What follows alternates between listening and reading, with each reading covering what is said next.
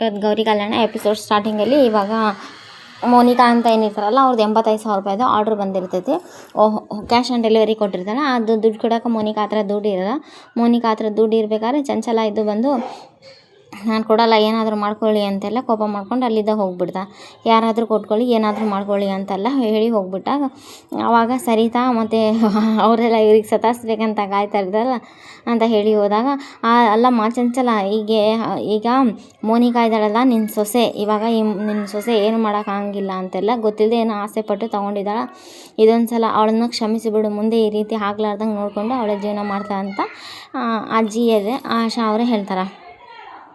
ಆವಾಗ ಆಶಾ ಇದ್ದು ದುಡ್ಡು ನಾನೇ ಕೊಡ್ತೀನಿ ಅಂತೆಲ್ಲ ಹೇಳಿ ಬಾ ಅಂತೆಲ್ಲ ಹೇಳಿ ಆಶಾ ದುಡ್ಡು ಕೊಡ್ತಾರೆ.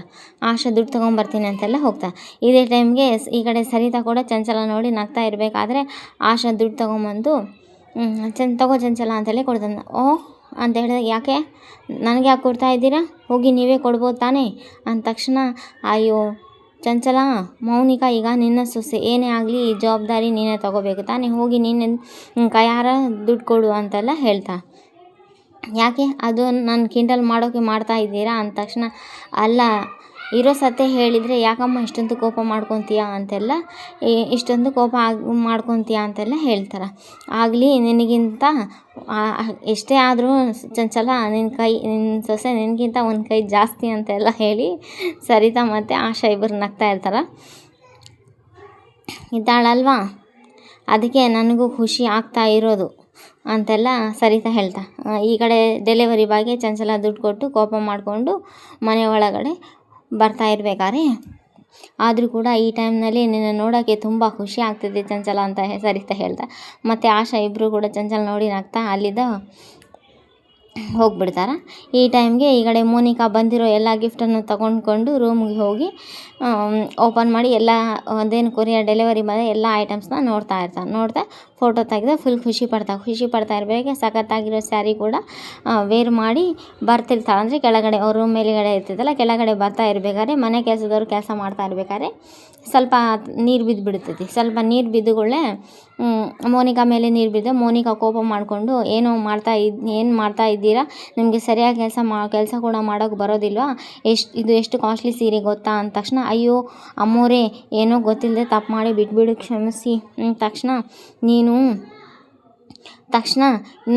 ನಿನ್ನ ಕ್ಷಮಿಸು ಅಂದ ತಕ್ಷಣ ನಾನು ಕ್ಷಮಿಸಬೇಕಾ, ಈ ಮನೇಲಿ ನಿನಗೆ ಸುಮ್ಮನೆ ಸಂಬಳ ಕೊಡ್ತಾ ಇಲ್ಲ, ಕೆಲಸ ಮಾಡ್ತಾ ಇರೋದಕ್ಕೆ ತಾನೇ ಕೊಡ್ತಾ ಇರೋದು ಅಂತೆಲ್ಲ ಅಟ್ಲೀಸ್ಟ್ ಒಂದು ನೀರು ಹಾಕೋ ಕೆಲಸನೂ ಕೂಡ ನಿನಗೆ ಸರಿಯಾಗಿ ಮಾಡೋಕ್ಕೆ ಬರೋದಿಲ್ವಾ.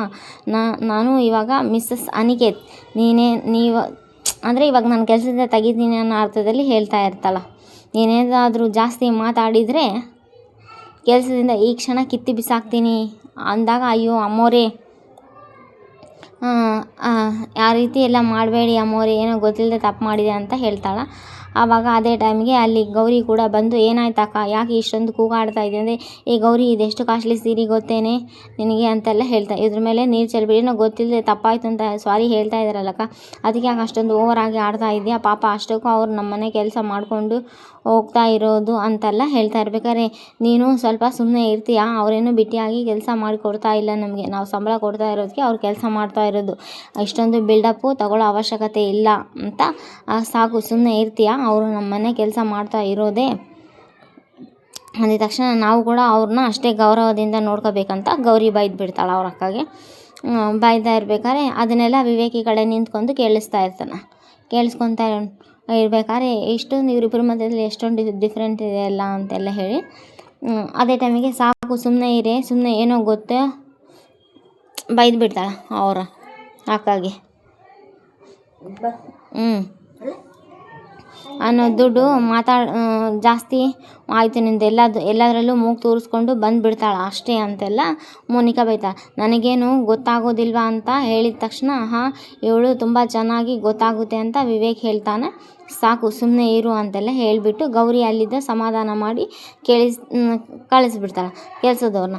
ತಕ್ಷಣ ಏನೋ ಅಕ್ಕ ಗೊತ್ತಿಲ್ಲದೆ ತಪ್ಪು ಮಾಡಿದಾಳೆ, ದಯವಿಟ್ಟು ಕ್ಷಮಿಸು ಅಂದಾಗ ಅಯ್ಯೋ ಪರವಾಗಿಲ್ಲ ಗೌರಮ್ಮ, ನಿಜ ಹೇಳಬೇಕಂದ್ರೆ ನೀನು ನಿಮ್ಮ ಅಕ್ಕಗೂ ಇಬ್ಬರು ಕೂಡ ಒಂದೇ ಮನೆಯಲ್ಲಿ ಜೊತೆಯಲ್ಲೇ ಬೆಳೆದಿದ್ದೀರಿ, ಆದರೂ ನಿಮಗೂ ನಿಮ್ಮ ಅಕ್ಕಗೂ ಎಷ್ಟು ವ್ಯತ್ಯಾಸ ಇದೆ ಅಂತೆಲ್ಲ ಹೇಳ್ತಾರೆ. ಯಾವಾಗಲೂ ಕೂಡ ನಿಮ್ಮ ಮುಖದಲ್ಲಿ ಲಕ್ಷ್ಮಿ ಇರ್ತಾಳೆ ಅಂತೆಲ್ಲ ಹೇಳ್ತಿರ್ತಾರೆ. ನಮಗಿರೋ ಕಷ್ಟ ಕೂಡ ಅರ್ಥ ಮಾಡ್ಕೊತೀಯಲ್ಲಮ್ಮ ಅಂತೆಲ್ಲ ಹೇಳಿ ಅವರು ಗೌರಿನ ವರ್ಣನೆ ಮಾಡಿದೆ. ಆವಾಗ ವಿವೇಕ್ ಕೂಡ ಕೋಪ ಮಾಡ್ಕೊಂಡು ಅಲ್ಲಿಂದ ಹೊರಟೋಗ್ಬಿಡ್ತಾನೆ. ಅಯ್ಯೋ ದೇವರೇ, ಆಗಿದ್ದರೆ ಅಕ್ಕ ಪ್ರೆಗ್ನೆಂಟ್ ಅಲ್ಲ ಅನ್ನೋ ಸತ್ಯ ಅಂದರೆ ಇವರಿಬ್ಬರು ಒಂದು ರೂಮಲ್ಲಿ ಮಾತಾಡ್ತಾ ಇರ್ತಾರಲ್ಲ, ಗೊತ್ತಾಗಿರ್ಬೇಕು. ಅದಕ್ಕೆ ಪ್ರತಿ ಸಲ ನನ್ನ ನೋಡಿದಾಗೂ ಕೋಪ ಮಾಡಿಕೊಂಡು ಹೋಗ್ತಾ ಇದ್ದಾರೆ ಅಂತೆಲ್ಲ ಹೇಳಿಬಿಟ್ಟು ತುಂಬ ಭಯ ಪಡ್ತಾ ಇದ್ದಾಳೆ. ಟೈಮ್ಗೆ ಅನಿಕೇತ್ ಕೂಡ ಮನೆಗೆ ಬಂದಿದ್ದು ಚಂಚಲ ಎಲ್ಲ ಹೇಳಿಬಿಟ್ಟು, ಎಷ್ಟು ಧೈರ್ಯ ನಿನಗೆ ಇಂಥ ಕೆಲಸ ಮಾಡೋಕ್ಕೆ, ಎಷ್ಟು ಧೈರ್ಯ ನಿನಗೆ ಅಂತೆಲ್ಲ ಹೇಳಿದಾಗ, ಅಮ್ಮ ಏನು ಮಾಮ್ ಏನಂತ ಹೇಳ್ತಾ ಇದ್ದೀರಿ ನೀವು ಅಂತೆಲ್ಲ ಹೇಳಿದಾಗ, ಇಷ್ಟೊಂದು ಕೋಪ ಮಾಡ್ಕೊಂಡಿದ್ದೀರಾ ಅಂತೆಲ್ಲ ಹೇಳ್ತಾ ಎಲ್ಲದು ಮಾಡೋದು ಮಾಡಿಬಿಟ್ಟು ಇವಾಗೇನು ಗೊತ್ತಿಲ್ಲ ಅನ್ನೋ ರೀತಿ ನಾಟಕ ಮಾಡ್ತಾ ಇದೆಯಾ ಅಂದಾಗ, ಮಾಮ್ ಪ್ಲೀಸ್ ಕರೆಕ್ಟಾಗಿ ಹೇಳಿ, ಈ ರೀತಿ ಒಗಟೊಗಟಾಗಿ ಮಾತಾಡೋದು ಗೊತ್ತಾಗಲ್ಲ ಅಂತೆಲ್ಲ ಹೇಳಿದಾಗ, ಅಷ್ಟಕ್ಕೂ ಅವಳಿಗೆ 85,000 ರೂಪಾಯಿ ಕಾಸ್ಟ್ಲಿದು ಗಿಫ್ಟ್ ಅವಶ್ಯಕತೆ ಏನಿತ್ತು ಅಂತೆಲ್ಲ ಗೊತ್ತಾಗಿದ ತಕ್ಷಣ, ಅಮ್ಮ 85,000 ರೂಪಾಯಿ ಅದೇಗಮ್ಮ ಸಾಧ್ಯ ಅಂತ ಹೇಳ್ತಾನೆ. ಅನಿಕೇತ್, ಇದೆಲ್ಲ ನಿನಗೆ ಗೊತ್ತಿಲ್ಲದೆ ಆಗಿರೋದಾ ಅಂತೆಲ್ಲ ಅವರಮ್ಮ ಕೇಳಿದಾಗ ಫೋನ್ ಚೆಕ್ ಮಾಡ್ತಾನೆ. 85,000 ರೂಪಾಯಿ ಶಾಪಿಂಗ್ ಮಾಡಿದ್ರೆ ಗೊತ್ತಾಗ್ತದೆ. ತಕ್ಷಣ ಏನಮ್ಮ ಹೇಳ್ತಾ ಇದೆಯಾ ಅಂದರೆ 85,000 ರೂಪಾಯಿ ಮೊಬೈಲ್ನೆಲ್ಲ ಚೆಕ್ ಮಾಡಿದ್ರೆ ಗೊತ್ತಾಗ್ಬಿಡುತ್ತಲ್ಲ. ಇಷ್ಟು ಕೋಪ ಮಾಡಿಕೊಂಡು ಅನಿಕೇತ್, ಇದೇ ರೀತಿ ನೀನೇನಾದರೂ ಅವಳನ್ನ ಇನ್ನೂ ಲೂಸ್ ಬಿಡ್ತಾ ಹೋದರೆ ಒಂದಲ್ಲ ಒಂದು ದಿವಸ ಅವಳು ನಮ್ಮನ್ನು ಬೀದಿಗೆ ತಂದು ಬಿಡ್ತಾಳೆ ನೋಡು ಅಂತೆಲ್ಲ. ನಮ್ಮ ಪರಿಸ್ಥಿತಿ ಬೀದಿ ಭಿಕ್ಷೆ ಬೇಡೋ ಪರಿಸ್ಥಿತಿ, ತಿನ್ನಬೇಕಾಗೋ ಪರಿಸ್ಥಿತಿ ತರ್ತಾಳ ಅಂತೆಲ್ಲ ಹೇಳ್ತಾಳೆ. ತಂದು ನಿಲ್ಲಿಸ್ತಾಳ. ಮೊದಲು ಕಂಟ್ರೋಲ್ನಲ್ಲಿ ಇಟ್ಕೊ ಅಂದ ತಕ್ಷಣ, ಹಾಂ ಮಾಮ್ ನಿಜವಾಗ್ಲೂ ಕೂಡ ಅವಳು ರೂಮಲ್ಲಿ ಇರಬೇಕಾದ್ರೆ ಏನೋ ಶಾಪಿಂಗ್ ಮಾಡ್ತೀನಿ ಅಂದಾಗ ನಾನು 500-1000 ರೂಪಾಯಿ ಮಾಡ್ತಾಳೆ ಅಷ್ಟೇ ಅಂದ್ಕೊಂಡು, 85,000 ರೂಪಾಯಿ ನಿಜವಾಗ್ಲೂ ಗೊತ್ತಿಲ್ಲ ಕಣಮ್ಮ ಅಂತೆಲ್ಲ ಹೇಳ್ತಾನೆ. ತಕ್ಷಣ ಅದಕ್ಕೆ ಅಕ್ಕ ತಂಗಿ ಇಬ್ಬರು ಸೇರಿಕೊಂಡು ಇದೇ ರೀತಿ ಪ್ರತಿ ಸಲನೂ ನಮ್ಮನ್ನು ಯಾಮಾರಿಸ್ತಾ ಬರೋದು. ಈ ರೀತಿ ಯಾಮಾರಿದ್ದಕ್ಕೆ ಇವತ್ತು ಅವಳು ಮೋನಿಕಾ ನಿನ್ನ ಹೆಂಡತಿಯಾಗಿ ಮನೇಲಿ ಬಿದ್ದಿರೋದು. ಆ ಗೌರಿ ಮದುವೆ ಮಾಡಿಕೊಂಡು ಈ ಮನೆ ಕರ್ಕೊಂಡು ಬಂದರೆ ಸರಿತಾ ಅತ್ತೆನೂ ಉರಿಸ್ಬೋದು ಅಂತ ನಾವು ಅಂದ್ಕೊಂಡ್ರೆ, ಈ ದಡ್ಡಿ ಮೋನಿಕಾ ನಮಗೆ ಮೂಲ ಆಗಿಬಿಟ್ಲು ಅಂತೆಲ್ಲ ಹೇಳಿ ಮಾತಾಡ್ಕೊತಾ ಇರ್ತಾರೆ. ನಮ್ಮ ಬುಡಕ್ಕೆ ತಂದಿಟ್ಬಿಟ್ಲು ಅಂತೆಲ್ಲ ಹೇಳಿ ಚಂಚಲ ಕೋಪ ಮಾಡಿಕೊಂಡು ಅದೇ ಟೈಮ್ಗೆ ಅನಿಕೇತ್ ರೂಮ್ಗೆ ಬಂದ ತಕ್ಷಣ, ಹಾಯ್ ಅನಿಕೇತ್, ಇದೆಲ್ಲ ಹೇಗಿದೆ ಅಂತೆಲ್ಲ ಕೇಳಿಬಿಟ್ಟು ಮೋನಿಕಾ ಖುಷಿಯಾಗಿ ಮಾತಾಡ್ತಾ ಇರಬೇಕಾದ್ರೆ, ಓ ಇದು ನೀನು ಆರ್ಡ್ರ್ ಮಾಡಿದ್ಯಾ ಅಂತ ಹೇಳ್ತಾನೆ. ಹೌದು ಅನಿಕೇತ್, ನಿಜವಾಗ್ಲೂ ಸಖತ್ತಾಗಿ ಇದೆ ಗೊತ್ತಾ ಅಂದ ತಕ್ಷಣ, 85,000 ರೂಪಾಯಿ ಅಂದರೆ ಏನು ಅಂದ್ಕೊಂಡ್ಯಾ ನೀನು ಅಂತೆಲ್ಲ ಬೈತಾನೆ. ಅಷ್ಟೊಂದು ದುಡ್ಡು ಯಾಕೆ ಖರ್ಚು ಮಾಡಿದ್ಯಾ, ಏನು ನಿನಗೆ 85,000 ಅಂತೆಲ್ಲ ಹೇಳಿ, ಜಸ್ಟ್ ಇದು ಬಿಗಿನಿಂಗ್ ಕಾಣು, ಇನ್ನು ನೆಕ್ಸ್ಟ್ ಅಂದರೆ ಇದು ಇನ್ನೂ ಬಿಗಿನಿಂಗ್ ಕಾಣು, 85,000 ರೂಪಾಯಿ ಅಷ್ಟಕ್ಕೂ ದುಡ್ಡು ಯಾಕೆ ಖರ್ಚು ಮಾಡಿದ್ಯಾ ಅಂತೆಲ್ಲ ಕೇಳ್ತಾರೆ. ಇದೇ ಟೈಮಿಗೆ 85,000 ರೂಪಾಯಿನ 85 ರೂಪಾಯಿ ಅಂತ ತಿಳ್ಕೊಂಡ್ಯಾ ಅಂತೆಲ್ಲ ಕೇಳ್ತಾನೆ. ಈ ಕಡೆ ಅನಿಕೇತ್ ಫೋನ್ ಮಾಡಿ ವಿವೇಕ್ಗೆ ಫೋನ್ ಮಾಡಿ 10 ಲಕ್ಷ ರೂಪಾಯಿ ಅನಿಕೇತ್ ಮದುವೆ ಖರ್ಚಿಗೆ ಅಂತೇಳಿ ತೊಗೊಂಡಿದ್ದಾನೆ ಅಂತೆಲ್ಲ ಹೇಳ್ತಾರೆ. ಪದೇ ಇದೇ ದುಡ್ಡು ತೊಗೊತಾ ಇದ್ದಾನಲ್ಲ ಅಂತ